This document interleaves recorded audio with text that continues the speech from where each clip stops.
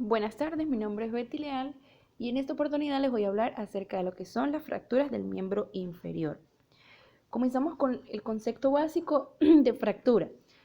Entendemos como fractura a la solución de continuidad del tejido óseo cuando las fuerzas deformantes superan la plasticidad ósea.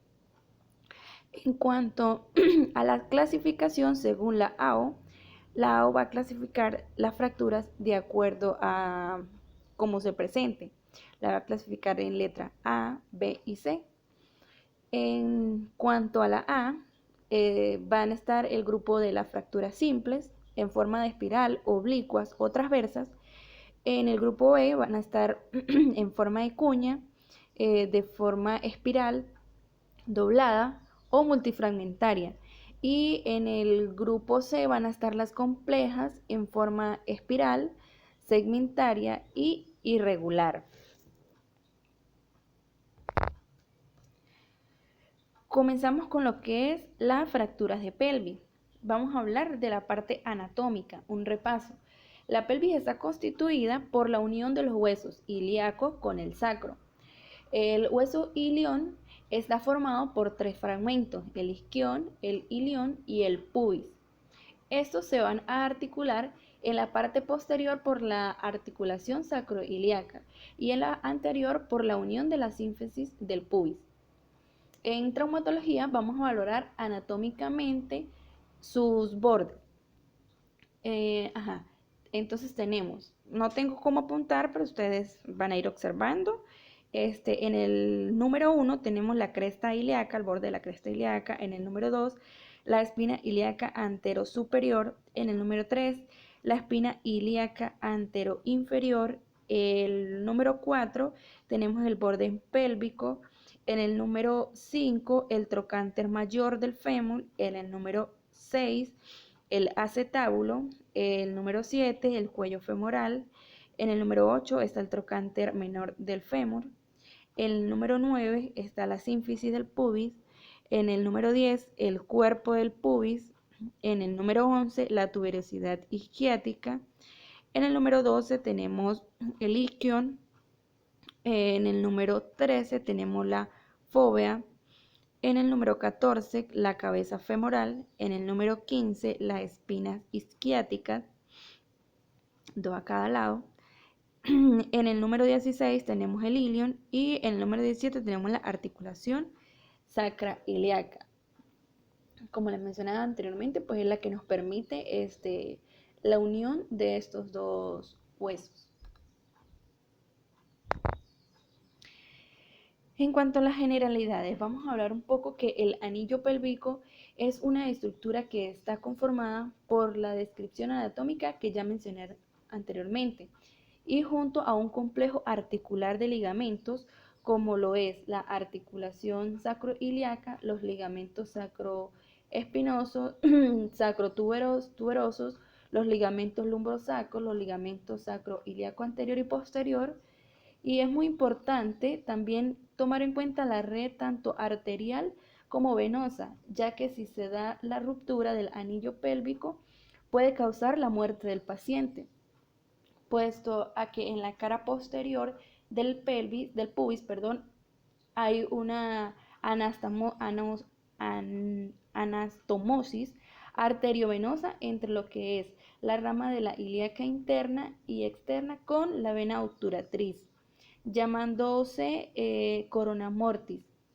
Entonces, al haber una lesión allí, pues puede ocasionar un derrame que no es evidenciado y el paciente se puede descompensar y puede fallecer. Por otro lado, también si hay alguna fractura alta, me puede afectar lo que es los agujeros por los que salen las raíces del plexo sacro. Puede lesionar los nervios. Entonces vamos nosotros a comprobar la funcionalidad de los esfínteres y de la sensibilidad de la zona perianal para descartar una lesión de los mismos. En cuanto a la clínica, vamos a tener un paciente con dolor, inflamación, limitación funcional y hematomas. Para el diagnóstico vamos a solicitar lo que es una proyección en inlet y onlet, una radiografía con proyección inlet y onlet Como pueden observar en las imágenes, se observan las dos imágenes de cómo se describe la radiografía. Ahí nos permite observar anatómicamente todo lo que es el conjunto del anillo pélvico. En cuanto a la clasificación, gracias a la imagen nosotros podemos clasificar la fractura. La clasificación de la AO va a darle un número, así como el miembro superior tiene un número, una numeración, el miembro inferior a la pelvis también le dio un número que es el número 6, donde 6.1 van a ser las fracturas propiamente de la pelvis y 6.2 van a ser las fracturas del acetábulo. La clasificación de Tileo,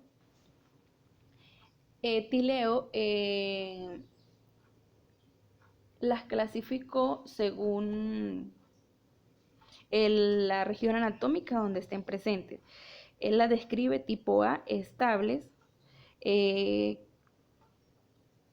las tipo B, parcialmente estables, y las tipo C, inestables.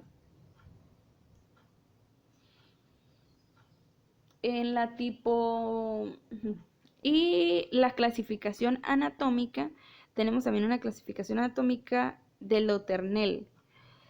Le Tournelle las clasificó, es una clasificación básica de acuerdo a la anatomía. La A, pues es a la ilíaca, la B, la ilíaco con extensión a la S1, la C, transacra, la D, sacra unilateral, la E, fractura, luxación, también puede existir las dos en la S1, fracturas acetabulares, fracturas de la rama púbica, la H, fracturas isquiáticas, y la I, diástasis púbica. En cuanto al tratamiento, vamos a encontrar un tratamiento, o sea, va a depender del tipo de fractura, bien sea estable o inestable. En las fracturas estables se recomienda el reposo en cama no más de una semana. ¿Por qué? Porque el paciente tiene que levantarse, o sea, guardar una semana en cama y posteriormente a esto hacer movimientos, caminar y colocar los huesos en movimiento. Y también se le indica analgésicos. Muy rara vez se indica cirugía, en este caso en una fractura estable. Se indicaría en dado caso tal de que comprometa la vida del paciente. En las fracturas inestables se puede utilizar la inmovilización se puede utilizar la inmovilización. ¿Cuándo la vamos a utilizar? Cuando tengamos una fractura donde los fragmentos se separan en un menor o igual a 2 milímetros. Podemos hacer una inmovilización con un vendaje, como lo pueden observar en la imagen, A, B y C. También alrededor de 1 o 2 semanas. También otra inmovilización puede ser por el fijador externo de Gans, que es un procedimiento también temporal. Y por último, pues ya las fracturas más complejas o inestables las vamos a tratar a través de la osteosíntesis con placa y tornillos. Como segundo tenemos las fracturas de la cadera. Entre las fracturas de la cadera vamos a encontrar lo que es las fracturas del acetábulo y las fracturas capsulares. Vamos a describir anatómicamente lo que vamos a observar en las radiografías. Nos va a permitir la radiografía describir lo que son líneas y bordes del acetábulo. Bueno, no tengo cómo señalar, pero ustedes van a observar aquí en la imagen donde se encuentra el fémur, ¿verdad? En la plaquita van a ir describiendo las líneas que se van a ver reflejadas en el dibujo anterior. En la letra A, donde observan la letra A, esa es la línea iliopectínea. Se puede decir que es la columna anterior. En la letra B, esa es la línea iliosquiática. Es la columna posterior. La letra C se le llama lágrima, que es la pared acetabular media. La letra D es el techo del acetábulo. La letra E es el borde anterior o pared acetabular. La letra F es el borde posterior o pared acetabular posterior. Ahí describimos el. Y recordemos que el acetábulo está formado por la unión de una porción del ilion, el isquio y el pubis en forma de Y invertida. En cuanto al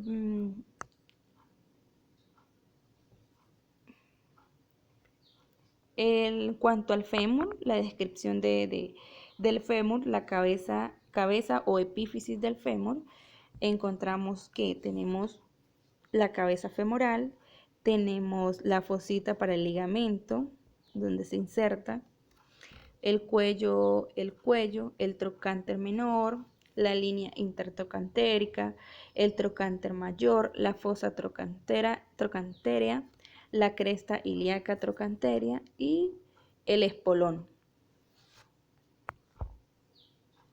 En cuanto a las fracturas de acetábulo, clínicamente se van a presentar de la misma manera: inestabilidad para moverse, dolor, va a haber una incapacidad para cargar peso, rigidez o hematomas, las piernas se van a hacer más cortas, una más corta que la otra, y va a haber un giro hacia afuera.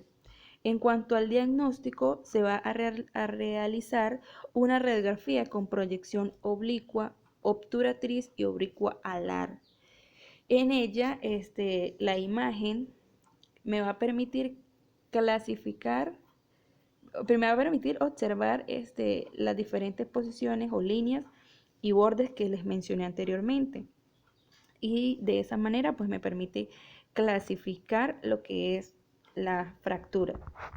En cuanto a la clasificación AO, la clasificación AO va a mencionar tres tipos: tipo A, tipo B y tipo C. En el tipo A va a haber una fractura articular parcial que va a afectar a una de las dos columnas, bien sea la columna anterior o bien sea la columna posterior. En cuanto a el tipo B, va a haber una fractura articular parcial con componente transversal. En el tipo C va a haber una fractura articular completa de ambas columnas, tanto anterior como posterior. Una clasificación anatómica es la que le dio Le Tournelle y Judet, que las clasificaron en un grupo de simples y un grupo de complejas. Las fracturas simples van desde enumeraron de la A a la E, entendiéndose en la tipo A como pared posterior, la B fractura de la columna posterior, la C fractura de la pared anterior, la D la columna anterior y la E fractura transversal. En cuanto a las complejas, tenemos la F, que es una fractura posterior de columna posterior. La G es una fractura transversa y pared posterior. La H es una fractura en forma de T. La I es una fractura de la columna anterior y hemitransversa posterior. Y la J tenemos que es una fractura completa de ambas columnas. El tratamiento va a depender del tipo de fractura que se presente y los criterios que se tengan para el manejo. Va a haber un manejo conservador y un manejo quirúrgico. En cuanto al conservador, vamos a tener una tracción esquelética por el término de 4 a 8 semanas. Como pueden observar en la imagen superior, observan lo que es la parte del acetábulo con el cuello del húmero, donde se evidencia la fractura. Se aplica lo que es la tracción esquelética y con los días se ve que el hueso va a consolidar y se ve un poco más consolidado, valga la redundancia, que la primera que está desplazado. Otro método es el quirúrgico, a través de una reducción reducción directa, más una osteosíntesis con lo que son placas y tornillos. Entre las fracturas capsulares, bueno, las fracturas capsulares, en la clínica pues es la misma. Va a haber dolor, deformidad, limitación funcional, equimosis y edema. Entonces la deformidad va a ser más a nivel de la cadera, se ve como la pierna rota hacia afuera, en la parte hacia el exterior. El diagnóstico para las fracturas capsulares, vamos a pedir una radiografía en proyección de pelvis centrada en pubis para poder valorar todo lo que es la parte del cuello del fémur, la cabeza del fémur, perdón. En cuanto a estas fracturas, ¿verdad? Lo que me permite visualizar en la imagen, yo las voy a clasificar en extracapsulares y intracapsulares. Las extracapsulares son, valga la redundancia, las que se dan fuera de la cápsula articular, ¿verdad? Y las intracapsulares son las que se dan dentro de la cápsula articular. Ejemplo, tenemos aquí la fractura intratrocanteria, la fractura subtrocanteria por debajo del trocánter, fractura del trocánter mayor, fractura del trocánter menor. Esas son las extra. Y las intra tenemos la fractura capital en toda la cabeza del fémur, la fractura subcapital del cuello femoral por debajo de la cabecita del fémur, la fractura transversa del cuello femoral a mitad del cuello y la fractura cervical del cuello femoral. En cuanto a la clasificación AO, la clasificación AO les va a dar un número que denomina a lo que es el fémur, que es el número 3. Entonces el fémur va a estar dividido entre la epífisis proximal, la diáfisis y la epífisis distal. Entonces la epífisis proximal o cabeza del fémur va a recibir aparte número 1, la diáfisis va a ser el número 2 y la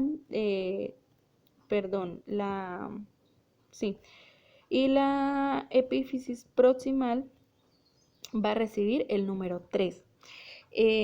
La letra, ¿verdad? Entonces, si decimos, si la fractura la tenemos a nivel de la cabeza del fémur, va a ser 3.1, ¿verdad? En cuanto a la letra va a depender del grado o del tipo, como lo dije iniciando, si es simple, si es en cuña o si es compleja, ¿verdad? Dependiendo del tipo de fractura que se vea en la imagen. Hay unas clasificaciones anatómicas según varios autores. Por ejemplo, Piquín las clasifica en tipo 1, tipo 2, tipo 3 y tipo 4, dependiendo de la localización que tenga la fractura. Por ejemplo, la tipo 1, pues observamos una fractura por debajo de la fóvea. En la tipo 2 vamos a observar la fractura por encima de la fóvea. En la tipo 3 vamos a observar una fractura asociada del cuello del fémur, sea doble, tanto de la tipo 2 más la del cuello. Y la fractura tipo 4 vamos a tener una fractura acetábulo asociada. En cuanto a la clasificación de Gardner va a dar una clasificación tipo 1 también, tipo 2, tipo 3 y tipo 4. Empezamos en la tipo 1, Gardner la describe como una fractura incompleta. En la tipo 2 la describe como completa, no desplazada. En la tipo 3 la describe completa con desplazamiento menor a 50%. Y en la tipo 4 está completamente desplazada mayor a un 50%. También tenemos otro autor como Aben Hannes, que también las clasifica de acuerdo a su anatomía. En cuanto al tratamiento de la ruptura de cadera, aquí vamos a tener, bueno, las literaturas no me referían a inmovilizaciones, pero me refería quirúrgicamente, las resoluciones quirúrgicamente a través de una osteosíntesis del cuello femoral, bien sea prótesis subtotal y total o parcial, perdón, prótesis o osteosíntesis con tornillos. En cuanto a las fracturas del fémur, vamos a hablar, bueno, se me borró la imagen de la anatomía del fémur. En cuanto a la anatomía del fémur, recordemos que es un hueso largo del cuerpo humano y se une a la pelvis por la articulación coxofemoral, que tiene como superficie articular la cabeza del fémur y la cavidad cotiloidea. Este está formado por una epífisis proximal o cabeza del fémur y una diáfisis o cuerpo y una epífisis distal. En la epífisis proximal se describe la cabeza del fémur, el cuello, el trocánter mayor, el trocánter menor, y en la diáfisis se describe lo que es el cuerpo y se consigue una línea áspera que es donde va a estar la inserción. Va a ser una línea de inserción muscular. Y en la epífisis distal vamos a encontrar los cóndilos y los epicóndilos, al igual que la rótula con su cara anterior y la cara posterior. En cuanto a las fracturas diaficiarias, ya hablamos de las fracturas las fracturas de cadera, entran lo que son las fracturas de la cabeza femoral. Entonces aquí vamos a hablar directamente ya de lo que es la fractura diaficiaria de fémur. Cuanto a la clínica, bueno, entendemos que es lo mismo: dolor, edema, equimosis, deformidad y limitación funcional. En cuanto al diagnóstico, vamos a pedir una radiografía con proyección AP y lateral de fémur, que nos va a permitir observar y evidenciar la fractura y clasificarla según la AO. Según la AO, entonces la parte diaficiaria del fémur es el número, es la segunda porción del fémur, por decirlo así. Entonces sería ya no 31, sino 32. Y la letra igualmente comprende la letra A, B y C, dependiendo de si está, si es espiral, si es oblicua, si es transversa o si es segmentaria, si es irregular, si tiene minuta o no tiene minuta. En cuanto al tratamiento, bueno, esta fractura en lo que son los niños menores, vamos a tener, no es necesario el acto quirúrgico o por lo menos de primera línea. Como primer momento, vamos a colocar una espica de yeso, una inmovilización, como lo pueden observar en la imagen, donde se va a enyesar completamente de la cintura hasta el talón para ayudar a que los huesos se consoliden. Y quirúrgicamente pues se va a resolver bien sea con una reducción indirecta más osteosíntesis con alambres o una reducción directa más osteosíntesis con placa y tornillo. En cuanto a las fracturas distales de fémur, ¿verdad? Hablamos de la tercera porción del fémur, por lo tanto, la clasificación AO es 33 y igualmente la letra A, B y C. Para observar eso también para el diagnóstico también vamos a pedir igualmente una radiografía AP y lateral de fémur. Ahí vamos a evidenciar la fractura. Otra clasificación que le da, aparte de la clasificación AO, es la de Salter y Harrison, donde tipo 1 y tipo 2 son fracturas extraarticulares. En tipo 3 y tipo 4 las va a englobar como fracturas articulares, y la tipo 5 va a ser una fractura difícil de observar en una radiografía, por lo que se le debe solicitar al paciente una tomografía. En cuanto al diagnóstico, bueno, AP y lateral de fémur. Y el tratamiento, aquí vamos a hacer una inmovilización con una férula de yeso inguinopédica, que va desde la ingle hasta el completa. Ajá. En cuanto a la resolución quirúrgica, va a ser una reducción directa más osteosíntesis con placas y tornillos.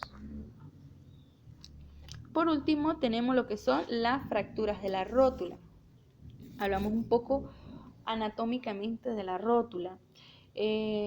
La rótula tiene forma triangular, curvilínea, con dos caras, una anterior y una posterior. Un borde, un vértice, lo pueden ir observando en la imagen. Un borde, dos vértices. Se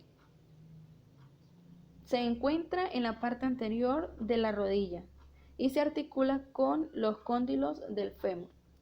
En una fractura de rótula, la clínica del paciente va a ser un dolor intenso, una incapacidad para cargar peso, va a haber inflamación de la parte de la región de la rodilla, va a haber dificultad para doblar la rodilla y una sensación de chasquido, o sea, siente como que si se le partiera en muchos pedacitos la rótula por dentro. Y espasmos musculares,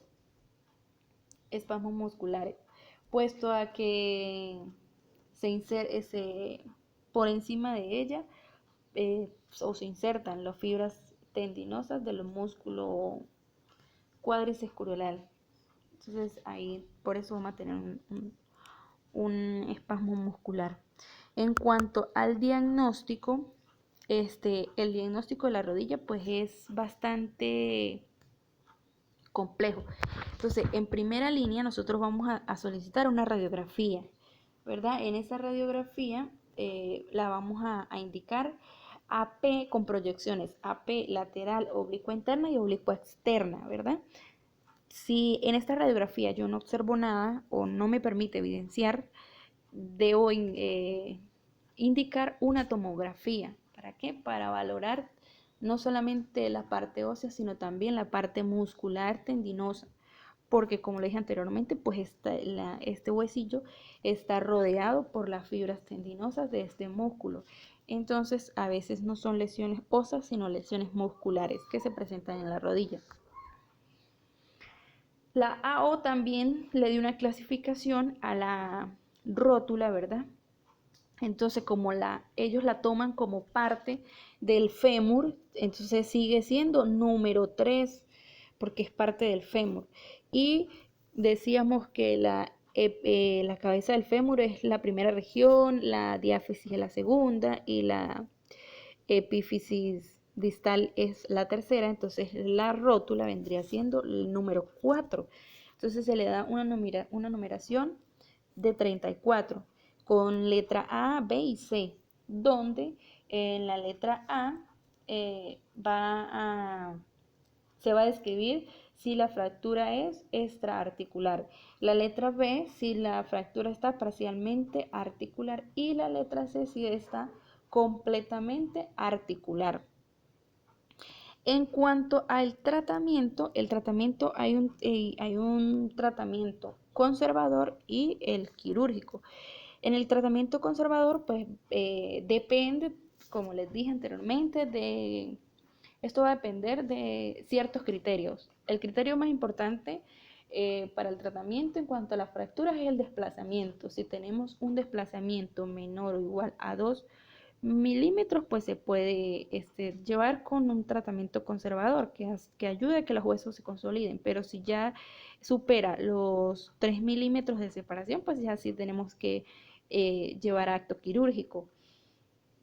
Entonces en el conservador vamos a hacer una férula de yeso en calza, donde me va a permitir inmovilizar completamente desde la ingle hasta el tobillo. Y la parte quirúrgica se va a resolver vamos a utilizar materiales de alambre, clavos y tornillos. Como pueden observar, pues se pueden hacer osteosíntesis o cerclajes de alambre. Bien, muchas gracias. Espero que hayan comprendido. Y cualquier duda, pregunta, pues con mucho gusto. Esta es la primera parte, la segunda parte se las da mi compañera. Muchas gracias.